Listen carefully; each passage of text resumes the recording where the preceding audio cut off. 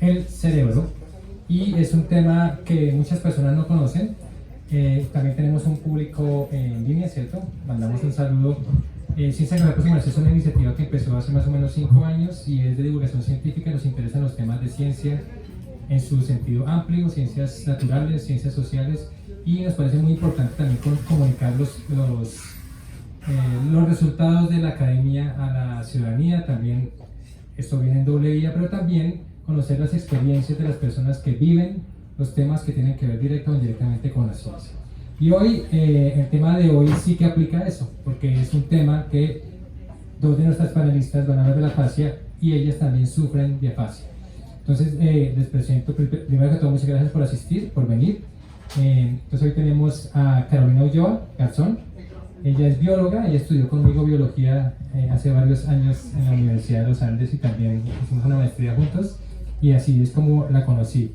Carolina Páez, tú eres fisioterapeuta, ¿cierto? Y también eres sobreviviente de un accidente cerebrovascular. Y también tenemos a Ángela Merchán Mendoza. ¿Cómo estás? Bien, gracias. Tú eres fisioterapeuta. No, fonoaudióloga. Eso. Se me cruzaron aquí los con las Y tú trabajas con afasia. Sí, señor, desde mi experiencia clínica y mi experiencia docente. Listo, perfecto. Bueno, entonces quería primero que nos contaran un poquito acerca de ustedes y ya empezamos a hablar sobre el tema de la afasia, como una pequeña presentación de ustedes. Si quieres empiezas tú, Carolina. Buenas tardes a todos. Acerca un poquito más el micrófono. Eso. Tengo afasia desde 13 años atrás. Antes estaba estudiando un doctorado en evolución en Estados Unidos y decidimos retornar a Bogotá porque me casaba, sí, y me casé, y después de mi luna de miel estábamos listos para viajar a Nueva York y me pasó el accidente cerebrovascular y tuvieron que operarme y después un mes en coma y desperté con un dolor,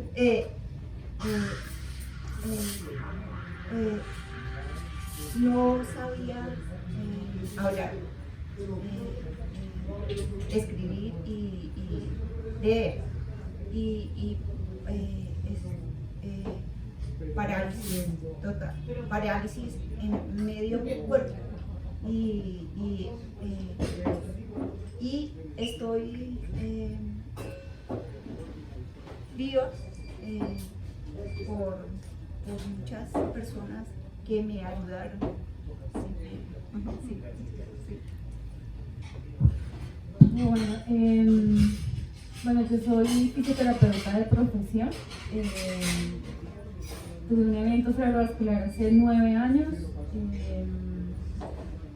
Por razones no lo sé y no me interesa saber, solo pasó. Y tuve la fortuna de tener una buena atención médica. Además, pues, duré como unos 6 meses con un dolor de cabeza antes del accidente que era insoportable y que también nunca los médicos supieron por qué. Siempre se dio la causa de ese dolor de cabeza que tenía como el estrés, como los viajes, la carga laboral. Bueno, nunca pensamos que iba a llegar a hacer un trombo cerebral y bueno, todas las secuelas que pudieron tener. Entonces todo empezó un domingo en la mañana, en donde me levanté hablando en inglés y hablándole a mis papás que el dolor era insoportable, y recurrimos a la clínica en ese momento. En la clínica me tomaron el TAC o la imagen cerebral y tenía una masa en el cerebro en donde dijeron no saben qué es, quizá puede ser cáncer, quizá puede ser un tumor, puede ser un trombo, pero tenemos que esperar unos días a que venga el neurólogo. Y obviamente mis papás eran como, ¿cómo así que vamos a esperar a que llegue el neurólogo? No, no es así.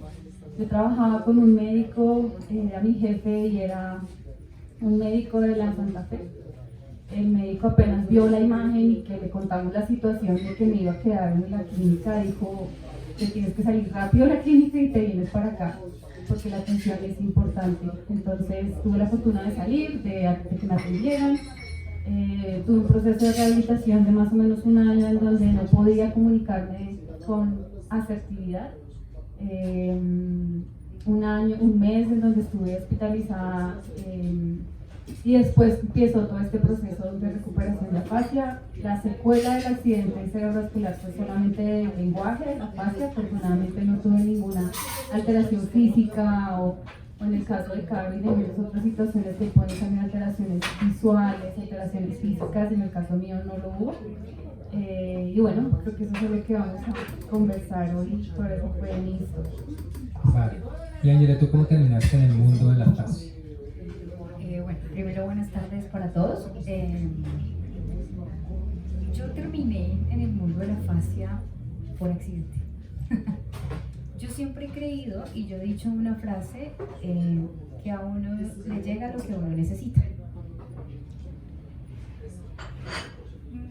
Yo soy docente actualmente y yo siempre le he dicho a mis estudiantes que a veces a uno le llegan cosas así como no quieres. En el mundo de la fonoaudiología, las afasias son el coco. El coco. El coco. Porque, hasta mis estudiantes sí me dan la razón, porque es muy difícil comprenderlas y clasificarlas y tratarlas, porque obviamente tiene mucho componente neurológico, ¿no? Y más allá de que el fonoaudiólogo es el profesional en la comunicación humana, deberíamos entender desde la neuro, el anátomo y la fisiología. Y yo llegué por error porque la vida me fue llevando a la experticia clínica y específicamente a este tipo de pacientes con este tipo de patologías. Y empecé a amar la fascia. Después de haberle tenido como susto desde estudiante, porque no es fácil, pues para tratarla, intervenirla, evaluarla, comprenderla, todo esto, desde profesional ahora pues imagínate al que no lo hace. Y empecé a meter, y me empezó a fascinar y a gustar y empecé cada vez obviamente como a estudiar más y a ser un poco más propensa a estar más con este tipo de población. Actualmente tengo casi 9 años de experticia con afásicos, pues no solo con ellos, pero específicamente con ellos que me han llegado a mi vida. Y pues nada, aquí estoy feliz de compartir este espacio y me encanta conocer este tipo de experiencias porque de alguna manera son experiencias exitosas, ¿sí? Y me gusta este momento como para dar a conocer a otras personas que de verdad desconocen mucho este tema. Entonces, para eso, digamos, me sigo formando. Yo soy especialista en cuidado crítico. Entonces, soy también esa profesional, esa fonoaudióloga que seguramente voy a llegar mientras estos pacientes están en unidad de cuidados intensivos. Y yo voy a hacer ese primer contacto de darme cuenta y contarle a los demás profesionales, aquí hay una complicación en el lenguaje, específicamente en un trastorno neurocomunicativo de afasia, y hay que empezar a tratarlo diferente, ¿sí? Porque muchas veces creen que no entienden, que no comprenden muchas cosas, y nosotros somos los que incluso le enseñamos desde el enfermero hasta incluso especialistas, decirle, mira, hay que comunicarse de esta manera. Bueno, como esto se llama Ciencia Café para Sumarse, vamos a hablar un poquito acerca de la ciencia para después hablar de los aspectos personales de cada una de las experiencias. Hace varios años yo grabé una entrevista con Carolina y ella me explicaba, pues aprovechando que tú eres bióloga, entonces que un lado tuyo del cerebro fue el que recibió el daño, ¿cierto? Y ese lado es el que está relacionado con el lenguaje, ¿cierto? Entonces, ¿cómo funciona, Ángela, o sea, ¿En qué consiste la fascia técnicamente? O sea, ¿qué es lo que pasa en el cerebro? Claro, bueno, la fascia finalmente es un trastorno, pero antes la fascia se da por un daño neurológico. Aquí, mejor, perfecto.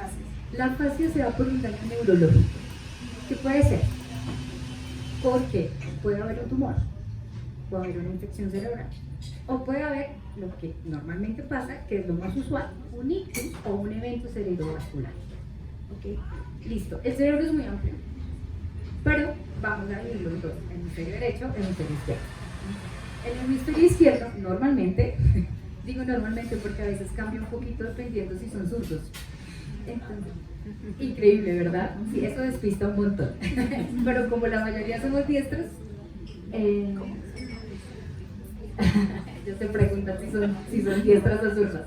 Pero normalmente, ellos no, yo soy diestra. Normalmente en el hemisferio izquierdo se encuentra el área del lenguaje. Y el hemisferio izquierdo es el del razonamiento, el de la lógica, ¿sí? Ese. Y cuando se produce ese daño, digamos que por un evento cerebrovascular izquierdo, un tumor izquierdo o algo así, genera este tipo de trastorno, que no es otra cosa que ella. Es un trastorno en el lenguaje, no en el habla. ¿Sí? Y partamos de que el lenguaje es esa capacidad de poder expresarnos, de saber qué es lo que decimos, pero también de saber qué es lo que nos dicen. Y el habla es puramente motor, ¿sí? Es más que todo el funcionamiento neuromuscular de tus órganos para producir el habla. Entonces, en el caso de ustedes, ¿fue el hemisferio izquierdo el de las dos? Yo soy diestra. ¿Y Caro es? Antes Era diestra. ahora Y en tu caso, cuando tú me contabas que un cirujano hizo una intervención, ¿no? ¿Qué fue lo que hizo? Reconectó otra vez el cerebro con el... O sea, ¿qué fue lo que... Un clip. de mi creo que súper adentro y muy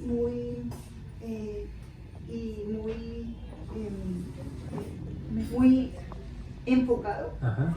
¿Sí? Y se rompió. Sí. ¿Sí?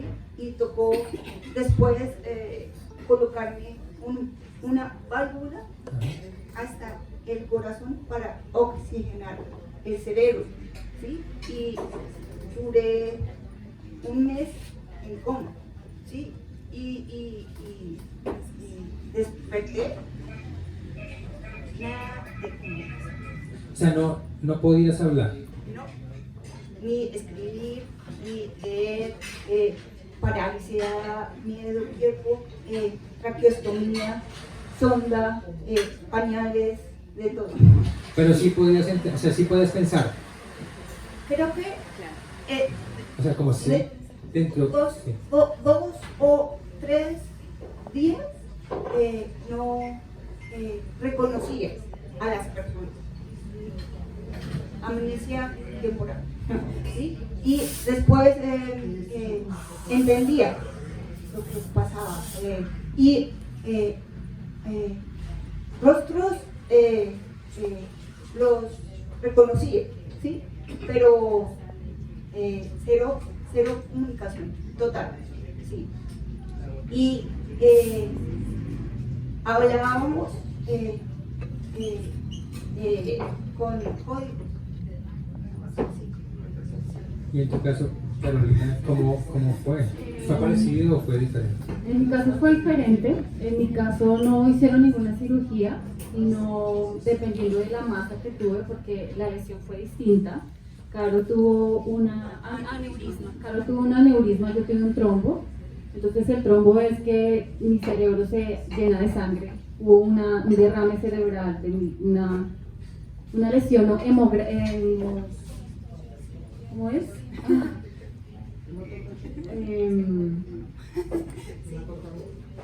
Ictus, lo acabo de decir, bueno, hemorragia,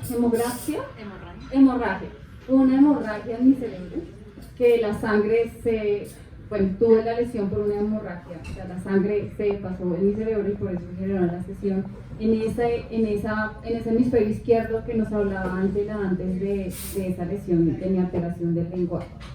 ¿Y qué ocurrió en mí? Yo tuve alteraciones en el entender las cosas, entonces no podía reconocer, o sea, reconocía y veía, por ejemplo, a mi mamá, pero no le podía decir mamá, porque le decía tía. La única palabra que reconocí, imagínense, el nombre de mi primer novio, que no era mi nombre en esa época, entonces reconocía el nombre de mi primer novio, repetía botellas todo el tiempo, y reconocía el nombre de mi hermano. Creo que era la única persona que yo lo veía y le decía, ok, él es mi hermano. Y a mi mamá, sabía que era mi mamá, pero le decía tía, no sé qué. Inclusive le decía a mi mamá que cuando venía a mi mamá a visitarme, yo le decía, yo no sé cómo lo voy a llamar, porque yo sé que él es mi novio y pero no tengo ni idea cómo se llama ni cómo lo voy a decir. Entonces, desde ese momento yo era muy raro. Si las personas hablan sobre afasia y dicen que es, para mí todavía en esa época era que mi mente no tenía ni idea de qué era lo que estaba pasando.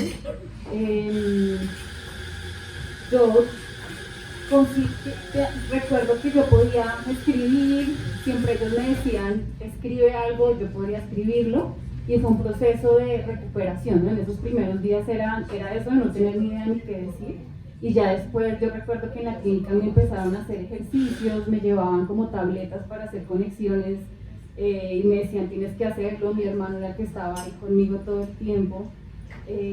Y ya después empecé a conectar. Yo me acuerdo que en la clínica me asomaban en la ventana y mi papá empezaba a decirme, esos son buses, allí está la calle, y yo como que, ok, sí, ahí está, pero en mi mente todavía no iban a hacerme terapias en la clínica. Y creo que el choque más grande para mí fue cuando salí de la clínica, porque yo en mi mente decía como que ya salí de la clínica, entonces listo, ya empiezo a mirar mis correos, a mirar mis cosas y no, o sea, era una realidad que yo no entendía. Veo el correo, no lo entiendo, no lo puedo leer, me costaba, entendía palabras, pero no lograba conectarlas ni asociarlas. Entonces fue un proceso muy frustrante que me tomó el tiempo de poder entender qué era lo que pasaba. Pero esa fue mi situación. Nunca fue necesaria una cirugía, simplemente fue mi proceso de desinflamación cerebral de la lesión. Me medicaron, me sedaron en ese momento para mi recuperación, y actualmente sigo medicada para evitar el hecho de tener un futuro trombo, pero pues he estado bien, como dice Carlos, estamos vivas y bueno, esa fue la experiencia clínica. ¿Las dos eran conscientes de lo que estaba pasando? Sí, no, yo creo que no en el momento. En el caso mío no fue en el momento, como que inclusive en la clínica nos explicaron lo que tienes es afasia, te pasó eso. Creo que inclusive mis papás lo negaron, o la clínica nunca me explicaron. Creo que fue un proceso ya como a los meses de entender cuál fue la situación, pero en el momento pienso que no somos conscientes todavía de eso. En la clínica súper poroso y mente, sí, súper, sí, es una trauma terrible, sí. 3 meses sin hablar, pero y después hablaba policía y hijo de puta. Y no más. Este se llama estereotipo verbal. Sí, eso se le llaman estereotipos verbales. Que es, ellos quieren decir, sí, ellos saben, en su cabeza saben lo que quieren decir, pero cuando van a expresar, porque esa es una parte de la frase, sale cualquier cosa. Y esa fue la de ella, ¿no? Bien interesante tu estereotipo. Y claro, ¿sabes que lo de los nombres de los ex es más frecuente de lo que tú crees? Qué vergüenza. ¿Sí? ¿Tú no estabas casada? No, pero sí tenía otro novio, ¿no? O sea, dirán que hay un proceso subconsciente, ¿no? Ángela, entonces tú dijiste que tú eras la primera línea cuando ya en cuidados intensivos te llamaban a ti. Entonces, más o menos, ¿cuál es los casos más comunes? ¿Son parecidos a los de...? Sí, bueno, cuando el paciente está un poquito más estable, claramente porque es inicialmente pues hay que tratar el problema neurológico, que el paciente esté estable, que no se pueda volver a repetir y que ellos ya, el especialista, puede ser neurólogo, puede ser fisiatra, pues sí, ellos determinan, dicen, listo, vamos a arrancar rehabilitación desde ya y normalmente tienen que hacerlo lo más pronto posible porque pues hay que aprovechar esa ventana terapéutica que existe, ¿no? Entonces, ahí sí nos llaman. En ese momento, pues nosotros tenemos que determinar si el trastorno o la alteración es de lenguaje, de habla, y bueno, los fonos también trabajamos con una parte que se llama deglución, porque normalmente como hay alteraciones motoras de todo tipo, pues algunos también llegan a tener broncoaspiraciones o problemas para comer porque ya no pueden pasar. ¿Te pasó? Creo que 2 meses. Ella tuvo disfagia por 2 meses, algunos incluso tienen sonda porque no Ah, pueden. yo Dice, ella tuvo sonda. Entonces, bueno, nosotros identificamos eso. Cuando ya identificamos específicamente el trastorno, bueno, hay una fase. Y ahí nos damos cuenta la estereotipia, ¿sí? Que normalmente ellos van a hablar, pues uno les pregunta, oye, ¿cómo te llamas? Tombos y hueputas. Y uno dice, ok. Ok, estereotipia verbal, listo. ¿Qué día es hoy? Tombos. Ok. ¿Sabes dónde estás? Tombos. Sí, o sea, eso se llama un estereotipo verbal. Entonces, gran parte de nuestro trabajo como fonoaudiólogos o logopedas, también es así pues, en España, es tratar de desbloquearles ese lenguaje, pero también de avisarles a los demás, ¿no? Oye, puede ser que queden con una estereotipia y eso puede ser una grosería. Por ejemplo, tombos y putas. Había otro paciente que decía puta. Otro paciente que conocí decía el nombre de la ex y decía Tati. Y todo el tiempo, hola, ¿cómo vas? Tati. ¿Y cómo vas? Totis, Tati, sí, entonces pues duro, ¿no? Porque él también tenía una pareja hace rato y pues no era Tati. Hay estereotipias súper chistosas, pero ellos te miran como porque te ríes si yo siento que estoy hablando bien. Entonces, gran parte también de nosotros es psicoeducar como, oye, vamos a manejar esto con madurez a los demás profesionales porque ellos en ese momento no están entendiendo por qué te ríes, ¿sí? Entonces, sí, es muy frecuente las estereotipias, pero después ellos ganan soltando. Pero Yo recuerdo eso que hablaba Ángela de las terapias que nos hacían en la clínica. Yo recuerdo que el médico venía siempre a mostrarme una imagen y me pedía que describiera la imagen, lo que estás viendo, una silla, ¿verdad? Al principio ni idea de lo que me estaba hablando, pero el médico también me mostraba cosas, como que, ¿qué es esto? Entonces me mostraba un esfero, entonces me dice, dime esto qué es, y yo no, ni idea, y me dice, esto es un esfero, y yo, ok, yo recuerdo que él llegaba al día siguiente a mostrarme algo y me mostraban un reloj sin un esfero, entonces me decía, ¿ahora esto qué es? Y yo le decía, un esfero. En mi mente yo ya decía como que el médico me está buscando que diga que eso es un esfero porque ayer me dijo que era esfero pero hoy es reloj. Entonces a mí me costaba eso y recuerdo esos primeros ejercicios que me hacían era más hacia la repetición, pero hacia ser consciente y asociación de cosas y objetos, no en el momento de la clínica. Ahora me gustaría que hablaran un poquito sobre cómo ha afectado la fascia la vida cotidiana de ustedes. Porque imagino que ha sido un cambio. Yo sé que tú estabas haciendo un doctorado en Estados Unidos, entonces ¿cómo fue el cambio? 180 grados. Cambió mi vida, sí, de la nada, sí. Y aceptar fue años de aceptación y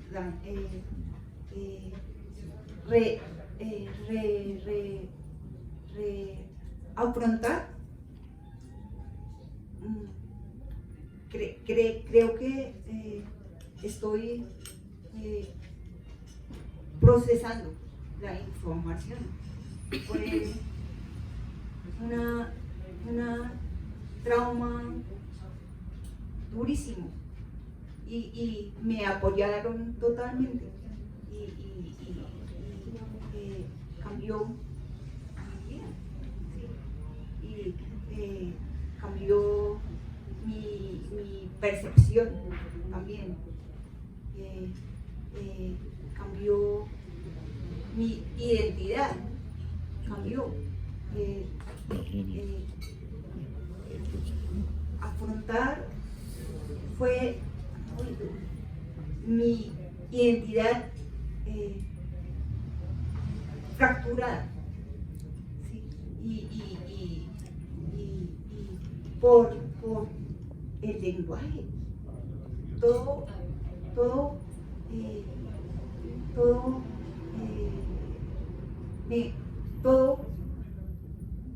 consiste en el lenguaje y fue duro, fuerte para mi familia y para mí también. Sí. Sí. Bueno, yo pienso que cada quien en diferentes momentos y diferentes situaciones, ¿no? Pero para mí también hubo una fractura en mi vida que me hizo cambiar ese 360 grados de todo. Yo en ese momento, cuando tuve el accidente, yo trabajaba en la Universidad de los Andes en la Facultad de Medicina con proyectos de investigación. Y cuando yo tuve mi accidente, yo retomé mi trabajo. Yo recuerdo que en ese momento era mi jefe, uno de los médicos y docentes de la universidad, y me dijo como, date tu tiempo de recuperarte. Yo recuerdo que mi accidente fue en septiembre y yo juré y juzgué que en diciembre, enero yo iba a empezar a trabajar. Y la verdad, yo recuerdo que yo empecé a trabajar más porque yo lo necesitaba, más hacia el poder sentirme capaz.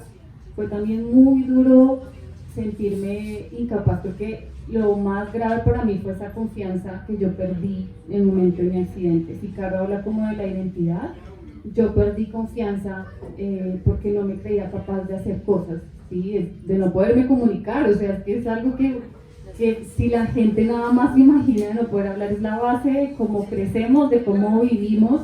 Es las primeras palabras que conocemos desde chiquitos y yo recuerdo cuando tuve mi accidente, fue como volver a empezar a reconocer que esto es una mesa, poner letreros por toda la casa para poderlo reconocer. Entonces sí fue un momento muy de fracturar la vida y me llevó a mí como a revivir, como a renacer, a cambiar la perspectiva, como habla Caro. Yo renuncié de la universidad para dedicarme a otra cosa. Ahorita me dedico a hacer procesos de transformación con personas a través del coaching, y lo hice primero porque era un proceso que yo necesitaba hacer en mí, no porque era mi trabajo, sino porque necesitaba esas ayudas como de transformación, de poder trabajar en que yo soy capaz, trabajar en mi identidad, en reconocerme. Y desde ahí empezó a renovarse mi vida y creo que todavía, creo que si hablamos 9, 13 años que ha pasado, creo que no solamente con accidentes, sino en las situaciones que nos pasan en la vida, todo el mundo está en ese proceso de renovación, ¿no? Solo que ahora yo la verdad le agradezco a ese evento, a lo que ocurrió, porque fue un regalo de generar conciencia, ¿no? De decir, ¿qué es lo que en realidad ahora qué quiero hacer en mi vida? ¿Quiero seguir haciendo lo que estaba haciendo o qué es lo que más me puede apasionar ahorita después de todo el proceso? Entonces creo que fue un gran cambio en la vida que tomó el tiempo que tenía que tomarse y aún seguirá tomándose, pero sí fue muy muy duro y frustrante. Ángela, cuando uno, o sea, desde tu profesión como fonoaudióloga, ¿crees que ellas hayan seguido haciendo cosas después del accidente? ¿Esto ayuda? O sea, que el cerebro es plástico y que el trabajo y la actividad constante sirve para mejorar. Porque uno, cuando yo estaba en el colegio hace años, decían, no, el sistema nervioso, o sea, si una neurona se muere, se murió, ya se fregó y ya no crece y no regenera, en cambio el resto de tejidos sí. Y uno pensaba como, no, el cerebro ya, pero uno está viendo cada vez más evidencia que no es cierto. O sea, como que el cerebro sí puede, es plástico, como que adquirir nuevas funciones, formar nuevos tejidos. ¿Tú qué crees? Sí, efectivamente. A ese proceso se le llama la neuroplasticidad cerebral, ¿sí? O plasticidad cerebral. En efecto, dependiendo del tipo, digamos, el origen de la fascia, en este caso, que es de nuestras compañeras, que fue en tu caso un evento cerebrovascular, tuyo también, sí, fueron eventos cerebrovasculares, y si son de índole isquémico, sobre todo, el tejido muere. Entonces, y está perfecto la pregunta, porque uno también en su momento uno decía, bueno, ¿y si se murió ahí qué? Gran parte del proceso de rehabilitación, y es algo que en su momento se reconceptuó, porque antes se hablaban de las áreas de Brodmann, y las áreas de Brodmann, uno decía, en el área 22 está tal cosa, ¿sí? En la corteza cerebral. En el área 45 está el tema del lenguaje, ¿cierto? Mis estudiantes están como, sí, me les tuve que aprender, bueno, casi todo. En el área no sé qué está la parte de la motricidad, ¿sí? Todo ese tipo de cosas. Pero entonces uno dice, o sea que si algo me pasa ahí, entonces ya no puedo hacer más nada. Pues eso con los años, décadas, se ha ido reconceptuando, porque uno dice, oye, tengo un montón de cerebro, ¿qué pasa con lo demás? Gran parte de la rehabilitación y la neurorehabilitación es generar nuevas rutas neuromusculares para reemplazar eso que de alguna manera se dañó. Y en efecto, como dijiste, lo que se dañó en el cerebro, se dañó. Entonces ahí viene la fase maratónica de aprovechar el tiempo y esa ventana terapéutica de ganar nuevas rutas, de reaprender, que tú decías hace rato algo, reaprender cosas, pero para eso se generan otros tipos de estrategias, ¿sí? Entonces, si yo antes aprendía repitiendo un ejemplo, pues de pronto la repetición ahorita ya no me va a funcionar. O si yo antes aprendía haciendo planas, pues ahorita ya no. Entonces gran parte, digamos, como de nuestro gremio de fonoaudiología o logopedas o patólogos del habla y del lenguaje es buscar otras nuevas rutas. Y en efecto, algo que ellas dos han hecho y que a mí me parece una experiencia súper genial de vida es que ellas no se quedaron quietas. Y hay algo que pasa y es muy duro, y yo sé que lo vamos a hablar en un ratico. Lo que afecta en la parte de motivación, la depresión, la desconexión incluso personal y familiar. Pero con la fascia tenemos que trabajar es con la motivación. Y para eso pues, tenemos que apoyarnos mucho, pues, la red de apoyo, de familiares y esto, para trabajar también con ellos que hagan otras cosas. No, ¿cierto? O sea, listo.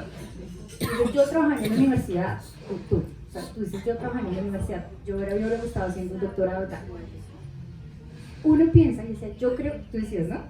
Me pasó en septiembre, yo creo que para tantos meses, 3 meses mismo, yo ya estoy volviendo a recuperar el rol. Cuando te das cuenta que no puedes, entonces esa sensación de suficiencia va para abajo. Ok, si ya no puedes retomar eso, entonces ¿qué sí puedo hacer? Y eso es, sí, es ahí que tú dices, sí, hay que hacer otras cosas, sí, y eso va ligado a la plasticidad. ¿Sí? Claro, pega duro, ¿sí? Y yo sé que retomar la vida, y yo sé que ahorita es difícil, y nosotros como terapeutas también tenemos que trabajar eso, ¿sí? No solamente trabajamos en la parte del lenguaje y comunicación, sino también tenemos que apoyarles mucho en esa parte de motivación. Yo pensaría que también de lo más difícil es cómo te terminan tratando la red de personas, de tus amigos, las personas, porque me imagino que inmediatamente hay un cambio, ¿no? ¿Cómo lo sintieron ustedes? Antes, a las personas o a mis amigos, fue un choque tremendo, ¿no? ¿Sí? Y mi falta de comunicación fue bastante duro, ¿sí? Y muchos amigos se fueron por mi comunicación, mi falta de comunicación, ¿sí? Y es muy fuerte, ¿sí? Pero hay que aceptar y hay que seguir adelante y me ayudaron un montón al principio, ¿sí? Y fue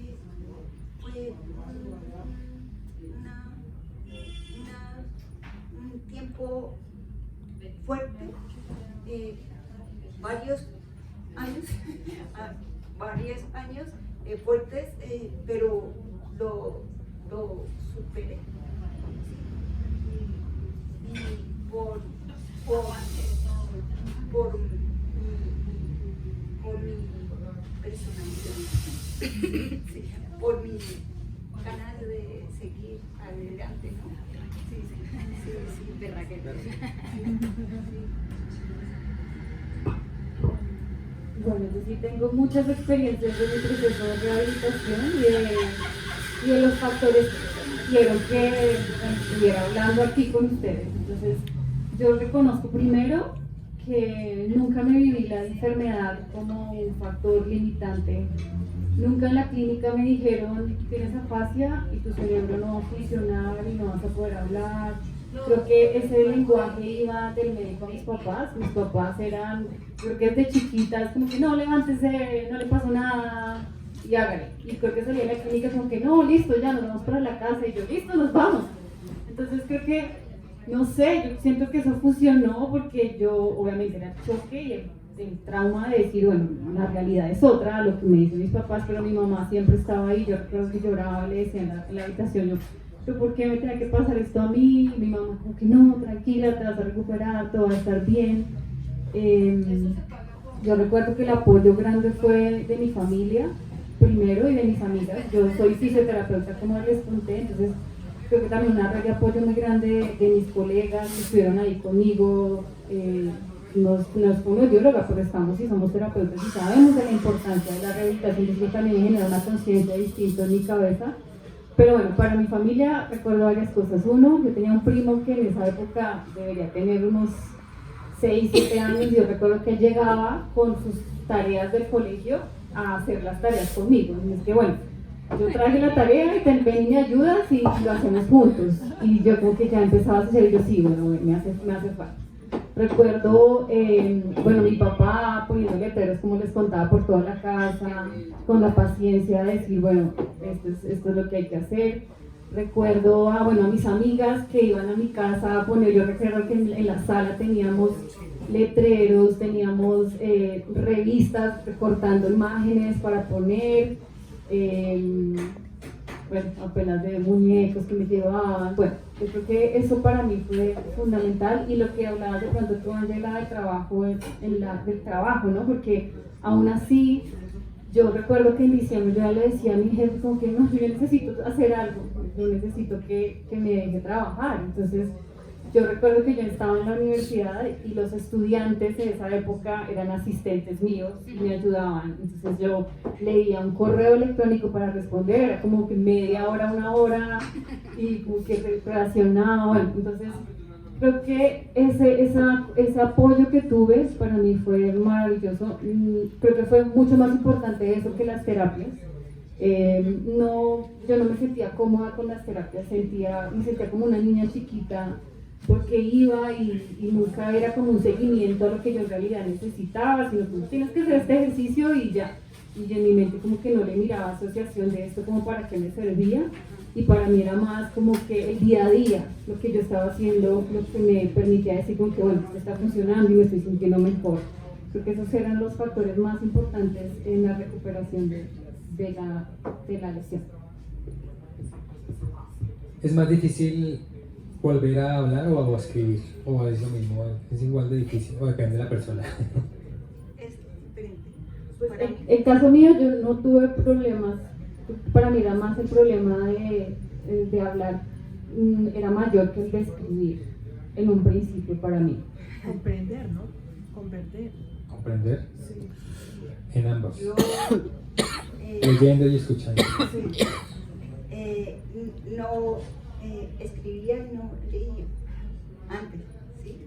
Y creo que 1 año y 6 meses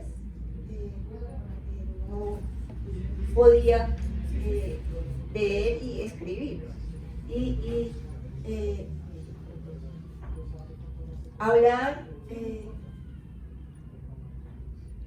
en Teletón, pocas palabras, pocas, ¿sí? Y fue un proceso de hablar y después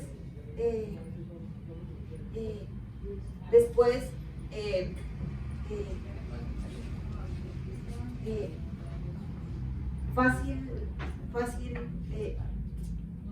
comillas, fácil escribir después, ¿sí? Sí, es combinación. Pero no, ¿es como reaprender o es recordar?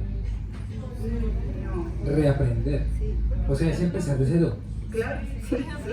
Sí, les comparto que, por ejemplo, cuando hablaba Caro, yo, por ejemplo, a mí me costaba mucho cantar.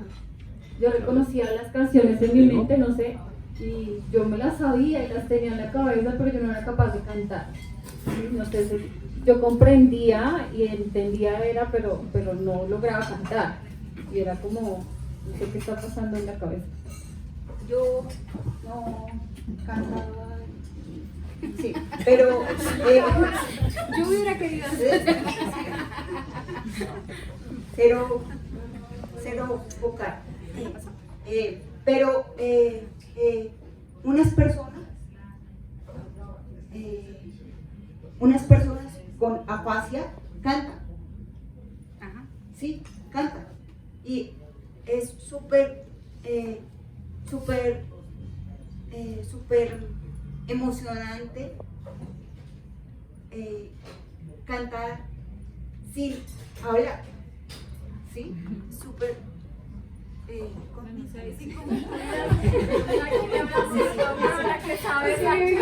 Disculpe. sí.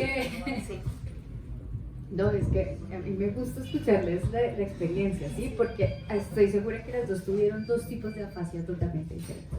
Sí. Y de ahí tenemos que partir. No todas las afasias son iguales.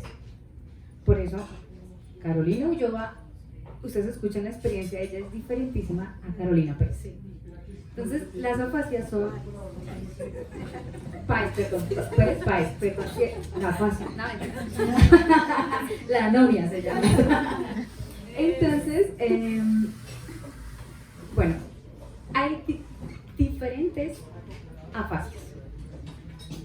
Se pueden clasificar como fluentes o fluidas, entonces las que pueden hablar más, pero la comprensión está más comprometida. Y están las no fluyentes, no fluidas, que son las que comprendo, pero me cuesta más. O sea, me entra pero no me sale, ¿sí? Básicamente el lenguaje es en eso. Y en la otra es todo lo contrario. Y dentro de esas hay otro montón. Entonces hay afasias de Broca, afasia transcortical, afasia de Wernicke, afasia de conducción, afasias sensoriales, afasias mixtas. La más compleja, afasia global, que es la que ni oye ni ve ni entiende. Durísimo. No, la global. No, también. Ah, la afasia motora también se toma como afasia de Broca, en algunos, ¿sí? Y después hay otra que es transcortical. Y bueno, el punto, más allá de entrar como en la clasificación de las afasias, que por eso es el coco de los fonoaudiólogos, es encontrar qué afasia específicamente es. Porque tú te puedes leer 10.000 libros de neurología sobre afasia y no vas a encontrar una afasia como de libro. Es muy raro, como que esta tiene todo esto, tú vas haciendo un checklist. Lee, no. Escribe, no. Ah, pero esta sí entiende ciertas cosas. Ah, pero entonces no puede ser eso. Entonces, tiene uno que sentarse a hacer como un diagnóstico diferencial bastante concienzudo. Pero en efecto, ellos dos tuvieron afasia, pero son diferentísimas. Entonces, incluso las escuchamos hablar, una es más fluida que la otra. Entonces, a mí me costó reaprender esto, a mí no. Y aquí, públicamente, tengo que decirle a Caro Oficio, perdón.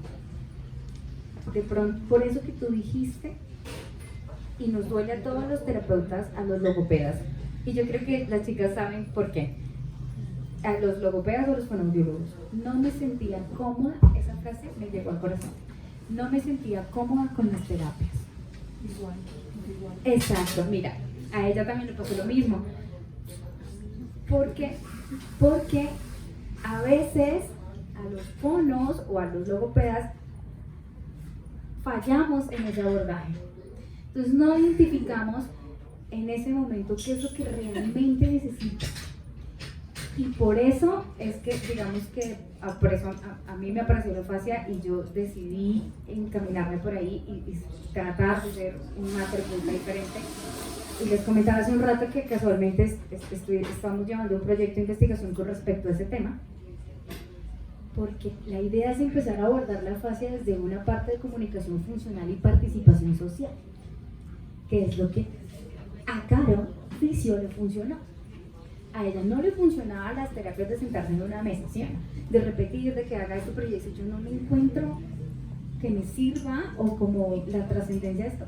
Pero a ella le sirvió salir a enfrentarse de pronto un poco más como otra vez a la vida cotidiana, otra vez como el tema laboral, listo, de a poco le voy cogiendo el ritmo. Y es eso, como trabajar con la afasia, metiéndola otra vez en la cotidianidad. Y no de una vez, porque esa afasia a ella se lo permitió. Pero a Carolina Ulloa de pronto no le hubiera servido. Entonces, ahí, perdón por todos los fonitos, cometemos errores, pero pues digamos, vamos reaprendiendo también nosotros, ¿no? Es eso. Me imagino que muchas de las preguntas que surgen del público, de la audiencia en redes ahorita es porque el video que grabamos con Carolina, muchísimas personas han preguntado, bueno, y hay nuevos tratamientos, hay nuevas perspectivas que nos vuelvan optimistas. Yo no sé, pues, y no sé si tú sepas de nuevos tratamientos potenciales que se estén desarrollando ahorita en el mundo de la neurobiología o de la fonoaudiología, pero una cosa que uno se pone a pensar, ahorita con estas nuevas inteligencias artificiales que salen, estaba leyendo que muchos profesionales de la salud podrían apoyarse en estas tecnologías para para tener como variación en los tratamientos dependiendo de las necesidades del paciente en particular. Entonces uno lo pone, como una analogía podría ser esta aplicación que se llama Duolingo para aprender inglés, que entonces el año pasado era normal, o sea, como que uno iba pasando niveles, ¿sí? Y la misma aplicación, los mismos niveles eran para todo el mundo, pero hace un mes le metieron inteligencia artificial a la cosa y como que ella detecta tu nivel de inglés y se basa en ese nivel pues para hablar contigo con ese nivel. No sé, ¿tú qué piensas de nuevas tecnologías, nuevas perspectivas para el tratamiento de la afasia? Fíjate que debería haber más, pero casi no. Actualmente, bueno, digamos como la parte tecnológica y de IA, de inteligencia artificial, está llegando. Y eso es algo que nosotros los profesionales en salud en general estamos obligados a profundizar. Hay aplicaciones, incluso uno desde la academia lo piensa, cuando salen a trabajar o salimos a trabajar, nos damos cuenta como, oye, sí, sería chévere como un tipo de aplicación y esto. Hay varias, pero no son tan especializadas, por decirlo así, pero yo creería profundamente que una inteligencia artificial bien enfocada a este tipo sería maravilloso. Adicional, hay otros tipos de tratamiento, pero ya son como más neuro, como esta es la de estimulación transcraneal. Entonces, básicamente estimulan a través de ciertas ondas tu hemisferio izquierdo, porque durante tu proceso agudo o más crítico, ese hemisferio fue el que menos trabajó. Entonces, el cerebro pues es pilo. Entonces el cerebro le donó al hemisferio derecho un montón de trabajo. Y si ustedes se fijan, la mayoría de los afásicos en ese proceso se vuelven más artísticos. ¿Viste? Porque el hemisferio derecho, ella dice, por ejemplo, Ya hablamos de sí, sí, ya, ella lo tiene ahí, ella. El hemisferio derecho trabajó todo ese tiempo. Entonces se les despierta como de esa manera más artística, ¿no? Como de crear cosas, el arte, pintar, dibujar, ese tipo de cosas, porque el hemisferio derecho en ese momento dijo, nos tocó ponernos la camiseta. Entonces, esta estimulación transcraneal lo que hace es, ok, como trabajó más el derecho y el izquierdo, pues por el evento que sufrió, el ictus, vamos a estimularlo para que vuelva y como arrancar. Básicamente es como, para hacerlo más gráfico, es como cuando el carro se queda sin batería y vienen y lo conectan y ¡pum!, le mandan otra vez energía para que arranque otra vez. Básicamente eso. Entonces eso ayuda, esa estimulación a la plasticidad cerebral, y arrancan y favorecen mucho proceso motor, mucho proceso de habla, de lenguaje y esto. Entonces esa es algo que está hace rato, pero mira que casi no suena, ¿sí? Y obviamente no está en todas partes, pero estoy segura, y bueno, la idea es seguir eso. Eso es un llamado a todos los fonoaudiólogos, bueno, no todos los fonos, a los neuros, todo esto, que le metamos más a esto e indaguemos con la IA, con la inteligencia artificial. Bueno, y hablando de tratamientos, yo creo que un tratamiento muy efectivo es una red de apoyo, ¿cierto?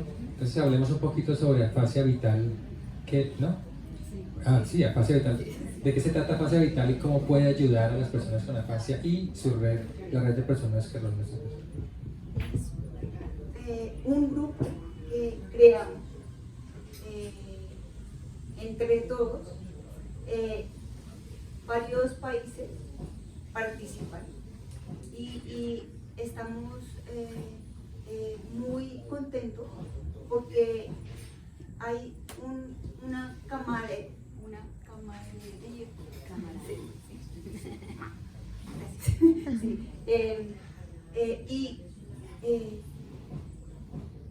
hay una esperanza, una amistad para afrontar esta condición que tenemos, y súper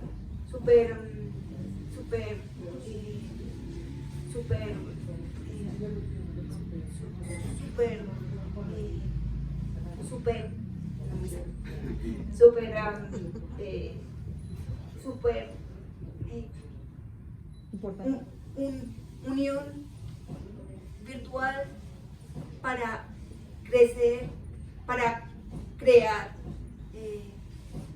y fortalecer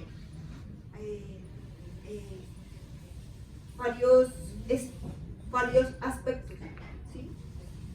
Y es gratis y es súper, no me salen las palabras, pero súper. Es genial. Entonces ayudan en diferentes aspectos, Sí. de la afasia. Hacemos sesiones de historia, teatro, conversación, club de lectura, clases de inglés, otra vez movimientos, de terapia ocupacional, de todo. Buenísimo. Hacemos, sí, y estamos muy enfocados a resurgir. Y si alguien quiere participar, ¿qué Claro. debe hacer? ¿Se conecta con un mail o algo así? Claro. ¿Contigo? Sí. Ok. Yo lidero el grupo. Excelente. Sí, sí, afasia vital. Afasia vital, ya saben, Sí. ¿no? En Instagram, Facebook. sí, y Facebook, y WhatsApp. Nos conectamos. Súper. Sí. ¿Tú ibas a decir algo? Sí, es más como contarle pues cómo cómo se creó Afasia Vital, que creo que fue en 2016, creo que Caro ha sido que se ha puesto la camiseta y la líder de todo esto, que es maravilloso todo lo que has hecho. Pero para mí es importante, como yo recuerdo que la idea de Afasia era hacer unos encuentros presenciales en Bogotá, y eso fue en 2019, y casualmente llegó pandemia, y ahí fue donde dijimos como bueno, y ahora no nos vamos a poder reunir presencialmente, bueno, empecemos a reunirnos virtualmente. Entonces eso creó que el movimiento se creciera de esa manera, porque hay muchas personas, como en el caso tuyo que te has visto, que alguien te ha preguntado de que, bueno, tenemos Afasia, conocemos a alguien y no sabemos, no hay red de apoyo, y por eso ha sido tan exitoso y se creó en Bogotá, y ya ahorita hay muchas personas conectadas en España, en toda Latinoamérica, hay muchísimas personas y Canadá, Estados Unidos, México, España, República Dominicana. Y también se han conectado y además se han conectado diferentes organizaciones de Afasia, no solamente colombianas, sino redes en España, en Argentina, que hace que también nos pues, colaboremos y nos apoyemos, ¿no? Creo que eso ha sido pues, de las cosas buenas que nos trajo la pandemia, y sacar ventaja de todas esas cosas que ahorita Caro vio. Es una oportunidad también para que se unan al grupo los profesionales médicos también, y que den charlas, últimos avances, artículos. Pues, Eso es lo que, pues desde el apoyo también ha sido de esos terapeutas que hacen las sesiones. Y difundir el mensaje, especialmente en Colombia. No hay un centro como tal de Afasia. No hay. Y se necesita. Ya habrá pronto uno. Sí. Bueno, no sé si quieren agregar algo antes de preguntar. Ah, sí, tu iniciativa, por favor. artística, sí. Además que el nombre me llega al corazón porque es Hilda Labial, ¿no? Sí, bonito. La rana con la que yo hice mi tesis. Sí. Y yo también. Y tú también. Uy, hace poquito. Sí. Ayer. Ayer. Y es una propuesta que yo hice para incentivar a los audientes que adquieran y hablo de la afasia, de desórdenes del lenguaje, ¿sí? Y después escribo y dibujo los ánimos para que crean un mundo mejor, un mundo más igualitario, más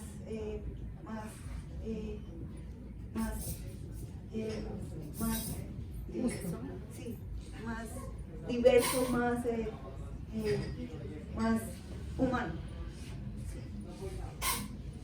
Gracias. Hilda Labial. Un aplauso.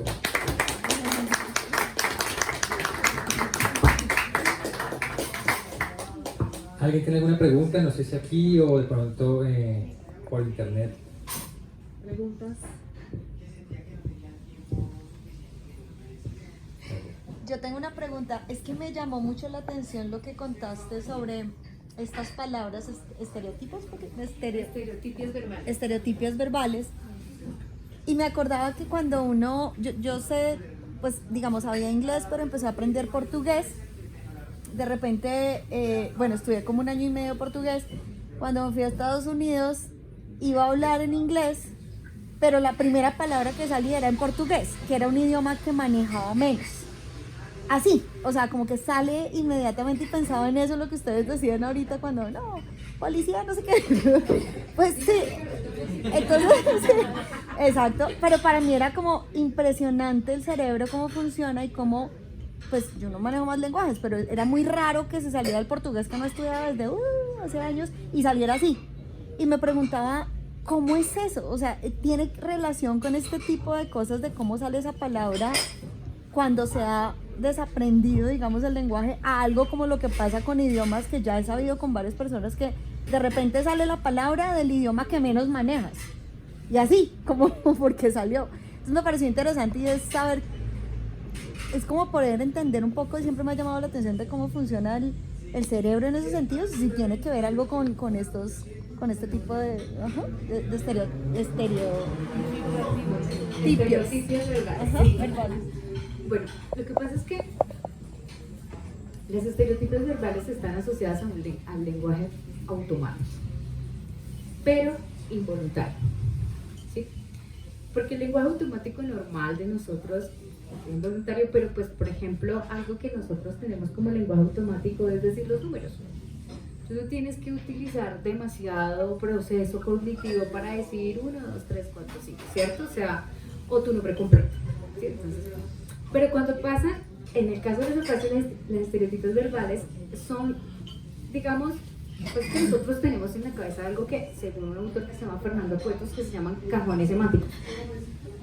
Y es como si en nuestra cabeza se clasificara todo por temas. ¿Me van a entender? Cuando pasa la fascia, es como si hubiera llegado un huracán y revolcara todo.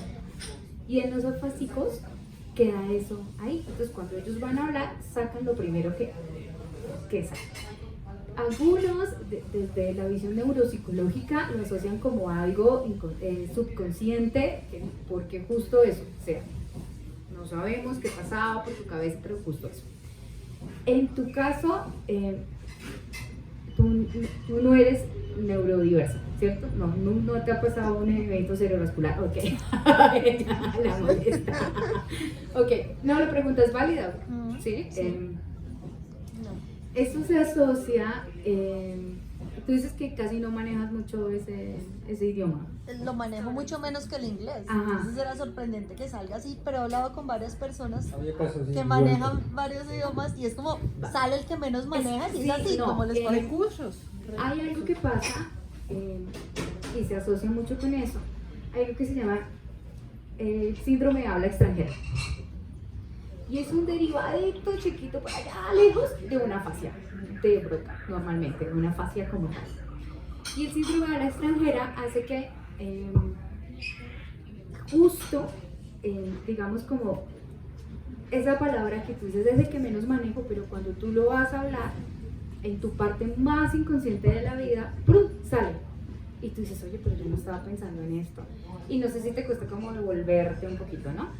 No es que no tengamos un síndrome o tengamos una dificultad neuro, sino que a veces nos ocurre. De hecho, a mí me pasó hace un tiempo que yo no podía decir bufanda, tenía que decir escort, ¿sí?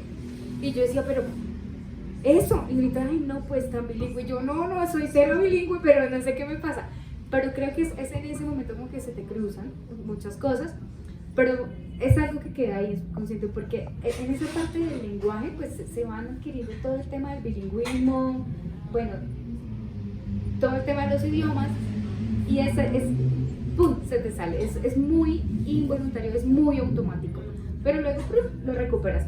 Pero afortunadamente no se asocia directamente como con, no sé, nerviosas, no, pero se asocia incluso a las anomias. Sí, es eso. Y el bilingüismo tiene esa particularidad, los idiomas tienen esa particularidad que a veces se te cruzan. Entonces imagínate los chicos que están, los niños pequeños cuando están en ese proceso de bilingüismo en español, inglés, inglés, español, y a veces llegan a la casa y te hablan de una manera, es eso. Entonces es muy voluntario, señora. Yo empecé a hablar un poquito y, por ejemplo, colores, hablaba en inglés. ¿Sí? Entonces, red, Sí. yellow, blue. Sí, sí. No pude Pero es muy español. común en pacientes con afasia que les salga más fácil con otro idioma. Sí, exacto. Sí, es bastante. Incluso hay rehabilitaciones que resulta mejor hacerlas en otro idioma. Ok. No sé por qué. O algunos que se levantan hablando inglés. Sí, fue eso caso. Sí, fue el caso, se levantan hablando inglés y tú dices, pero ¿por qué eso? Pero ¿qué pasa? Y es que toda esa parte, toda esa área del lenguaje es como si pasara un huracán y todo se mezcla. Entonces inicialmente ahorita suena chistoso, pero no es chistoso. O sea, sí. Yo después viví por 4 años. Yo viví 4 años en Estados Unidos y fue súper duro. Y a veces mezclo totalmente el inglés y el español. Sí, pasa mucho. Está en el mismo campo. Cuando tú sueñas, Carolina, tú sueñas y hablas ¿Sueñas fluido? fluido. Antes soñaba bien. Después de mi accidente, no sueño. Ah, ya no sueñas ni siquiera. O no te acuerdas. No recuerdo los sueños. Poquitos, pero sí. Muy poquitos sueños. ¿Recuerdas? Qué raro, ¿no? Sí. ¿Sueñas? Sí, sí. Yo. Sí. Son dos afasias diferentes, ¿sí? Y antes, después de mi aneurisma, no recordaba los colores, no recordaba los números, nada, cero comunicación. Sí. ¿Una otra pregunta?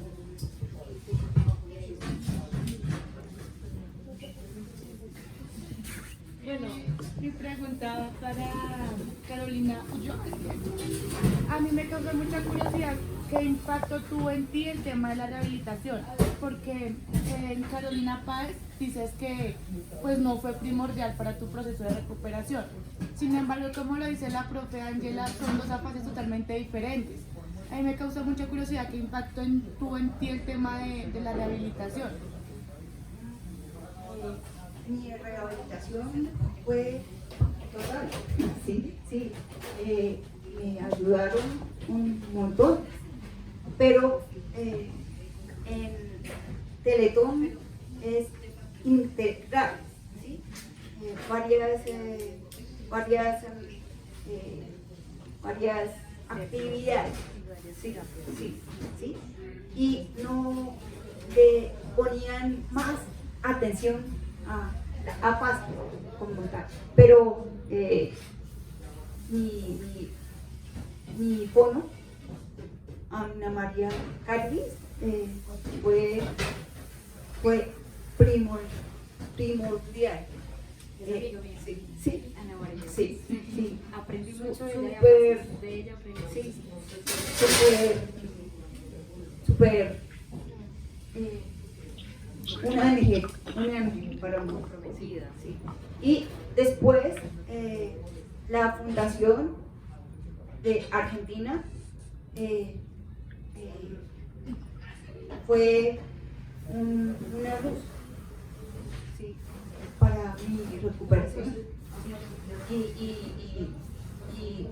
hablo por mis terapias. Sí. ¿Cuánto tiempo en Argentina? 6 meses, sí. Pero 6 meses empezamos a las 9 y terminábamos a las 5, pero full inversión. Sí. Me ayudó un montón. Sí. Y hablo y me expreso mejor, pero me cuesta. Y hablar es un trabajo. Sí, y me agoto, ¿sí? Físicamente y mentalmente me agoto. Unas 2 horas a dormir. O, Por ejemplo, hoy. sí. Yo ahorita En las clases. me cuesta hablar. Pero lo hago por la comunicación. ¿Tienes otra pregunta? No, iba también relacionada sobre el tiempo terapéutico que le tomó a Carolina, pero ya ella respondió. Sí, yo 1 año y 6 meses no hablaba.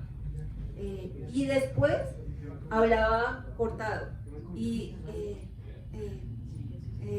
el tiempo y las ganas de recuperarme fueron un factor. Sí. Y hablo porque practico la comunicación. Mi lesión es máxima.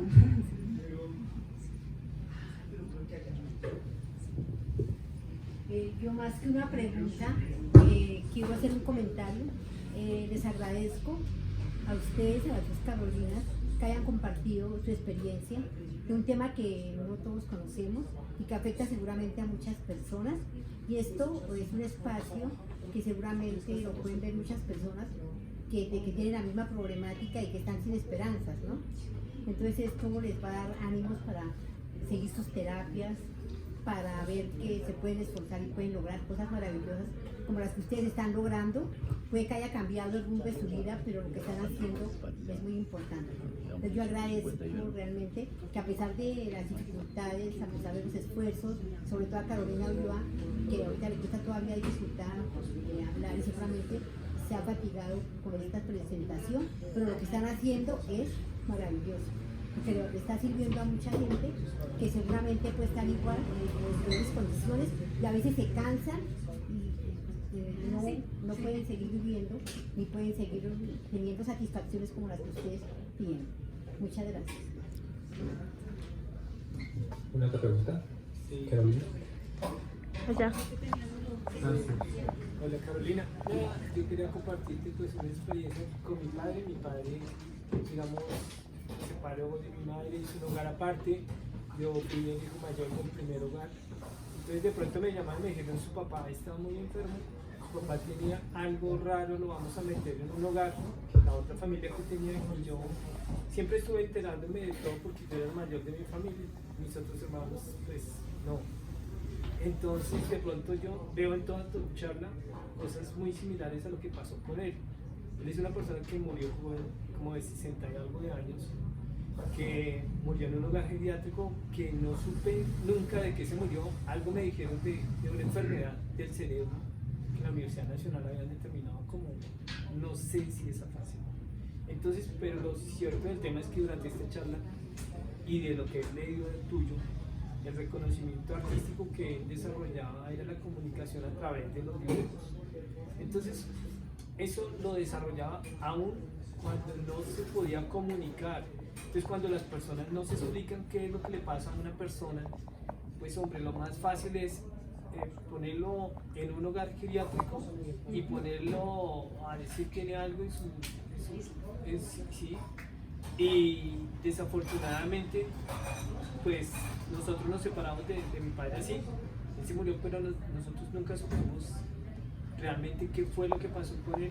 Pero hay muchas cosas que después de esta charla, digamos que ato, y yo digo, es que no sé, pero bueno. Gracias por habernos invitado y gracias por compartir tu experiencia y estos momentos pues inolvidables. Es una problemática de la comunicación súper importante y muchas personas con afasia se aíslan y es súper problemático la calidad y la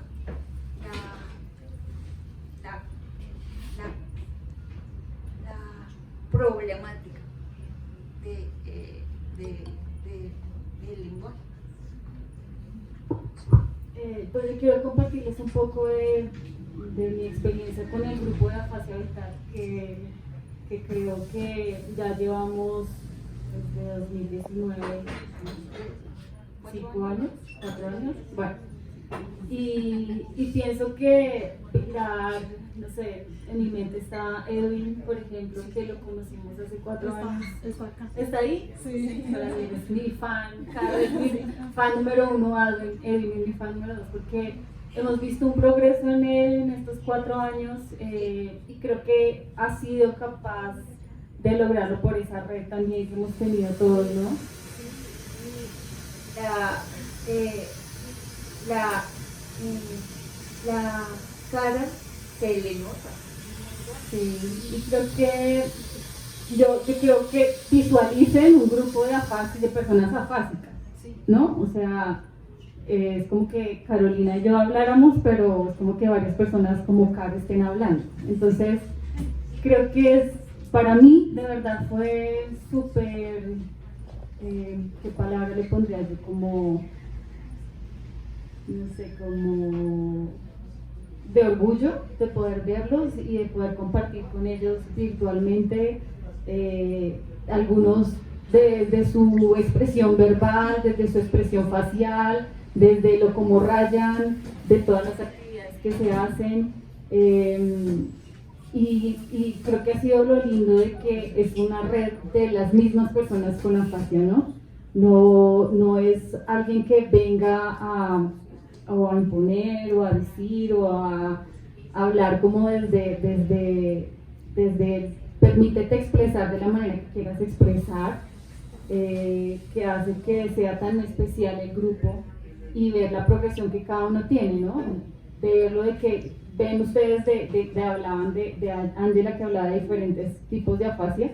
Nosotras no logramos reconocer eso, pero logramos reconocer la diferencia de esas personas de poder comunicar, ¿no? Más allá de qué tipo de lesiones es qué capacidad tiene cada quien por expresarse, y en las actividades que hacemos muchos se expresan al rayar, hacemos diferentes actividades que hacen que permitan esa capacidad para ellos empezarse a desarrollar en las actividades. Y es buena amistad, se une por compartimos. Acompañar. Sí, acompañar. Y creo que también adicional a la red de personas con afasia también hay apoyo también hacia los familiares de las personas que han tenido afasia, porque pues aquí hablamos de nosotros, pero a los familiares, como decía Cari, como yo también lo viví, es un cambio familiar muy fuerte en donde los familiares se quedan sin herramientas y sin recursos de poderse comunicar con ellos, y llega la frustración de que la impotencia, es la palabra la impotencia, ¿no? De no poderse comunicar y no poder hacer nada y no saber qué hacer, y es un proceso muy lento, en el caso mío fueron meses, en el caso de Caro fueron años, entonces creo que eso también es importante, y las personas que nos están escuchando, pues que no es solamente para personas con afasia, sino también para los familiares que están también afectados por la situación. Claro. Ana María Galvis mandó un mensaje. Sí. Y yo creo que es súper emotivo porque yo sé que ella fue tu primera fonoaudióloga. Y Ana María Galvis, tengo que decirlo, pues, actualmente es mi amiga, fue mi coordinadora en Teletón, que ahorita es Clínica Universidad de La Sabana, y a esa fonoaudióloga le debo mucho aprendizaje sobre la afasia. De verdad que sí aprendí un montón, y ella te dice: qué alegría que estén hablando de afasia nuevamente. Carolina, eres una pila y eres un ejemplo de resistencia ante un ACV. Y eres un ejemplo de resiliencia. También te dice, dice, por favor, a todos nos dice, por favor, importante no poner límite de tiempo a la rehabilitación. Y si bien el primer año es importante, se ven buenos resultados posteriores al año de la lesión dependiendo de las condiciones específicas del paciente. Y que te recuerdo muy bonito. Súper. Una persona maravillosa y me ayudó mucho. Muchas gracias. Con muchísimo gusto, me encanta este reencuentro de alguna manera virtual. Bueno, gracias por transmitir el mensaje y no, pues creo que aquí todos hemos aprendido muchas cosas, desde las definiciones técnicas, terapéuticas, pero también personales de la afasia, y no, pues agradecerles, un aplauso para nuestros panelistas.